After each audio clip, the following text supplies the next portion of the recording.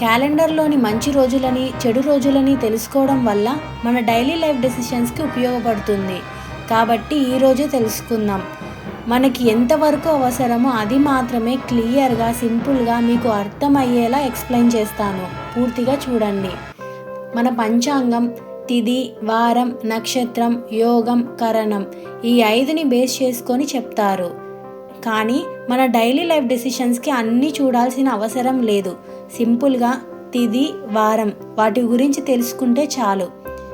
వారం విషయానికి వస్తే మంగళవారం, శనివారం అంటే ట్యూస్డే, సాటర్డే తప్ప మిగిలిన అన్ని వారాలు మంచివే. ఇప్పుడు తిథుల గురించి తెలుసుకుందాం. మనకి తిథులు మొత్తం 15 ఉంటాయి. పౌర్ణమికి ముందు వచ్చే త్రయోదశి, చతుర్దశి మంచివి. పౌర్ణమి మంచిదే. అలాగే పౌర్ణమి తర్వాత వచ్చే పాడ్యమి కూడా మంచిదే. ఇవే తిథులు అమావాస్యకి ముందు తర్వాత కూడా వస్తాయి. చూసారా? త్రయోదశి, చతుర్దశి, పాడ్యమి. ఇక్కడ ఈ తిథులు మంచివి కాదు. అమావాస్య యొక్క ప్రభావం వాటిపైన ఉంటుంది కాబట్టి అమావాస్యతో కలిసి ఉన్న త్రయోదశి, చతుర్దశి, పాడ్యమి మంచివి కాదు. కానీ పౌర్ణమితో కలిసి ఉన్న త్రయోదశి, చతుర్దశి, పాడ్యమి మంచివి. నెక్స్ట్ విధియ మంచిది, తదియ మంచిది. కానీ మంగళవారం వచ్చింది కాబట్టి కన్సిడర్ చేయకూడదు. ఇక్కడ మెయిన్ ఇంపార్టెంట్ ఏంటంటే వారం, తిథి రెండూ బాగుండాలి.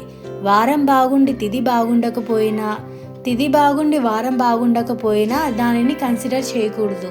చవితి మంచిది కాదు. పంచమి మంచిది. ఇక్కడ ఒకటే రోజు 2 తిథులు వచ్చాయి.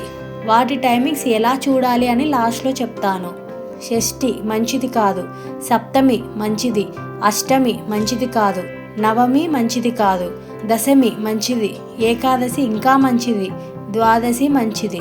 త్రయోదశి ముందు మనం చెప్పుకున్నాం కదా, అమావాస్యతో కలిసి ఉన్న త్రయోదశి, చతుర్దశి, పాడ్యమి మంచివి కాదు.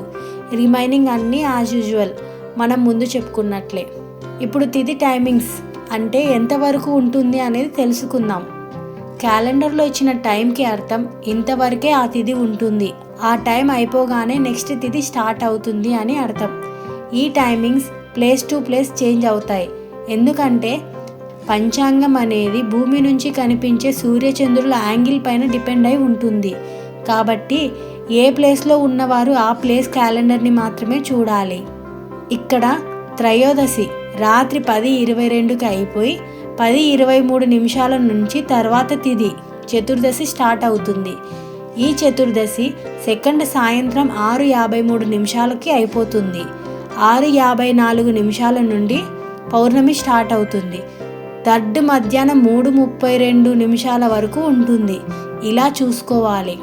కొన్ని ప్రాంతాలలో రాహుకాలం అని వజ్రం, యమగండం, దుర్ముహూర్తాలని కూడా చూస్తారు. క్యాలెండర్లో వీటిని ఎలా అర్థం చేసుకోవాలో చూద్దాం. ప్రతిరోజు రాహుకాలమైన, యమగండమైన, వర్జ్యం, దుర్ముహూర్తం ఏదైనా 1.5 అవర్ ఉంటుంది. క్యాలెండర్లో ఈ 1.5 అవర్ టైం పీరియడ్ని డైరెక్ట్గా ఇస్తారు. కానీ ఆ టైం పీరియడ్కి ముందు వా అని ఇస్తే అది వర్జ్యం టైమింగ్, రా అని ఇస్తే రాహుకాలం టైమింగ్స్, యా అంటే యమగండం టైమింగ్స్, దు అంటే దుర్ముహూర్తం యొక్క టైమింగ్స్ అని అర్థం. మీ అందరికీ ఈ ఇన్ఫర్మేషన్ అర్థమైందని అనుకుంటున్నా. వీడియో నచ్చితే లైక్ చేయండి, ఉపయోగకరంగా అనిపిస్తే షేర్ చేయండి. మరిన్ని వీడియోస్ కోసం అనగా స్పిరిచువల్ టాక్స్ ఛానల్ని సబ్స్క్రైబ్ చేసుకోండి. ధన్యవాదాలు.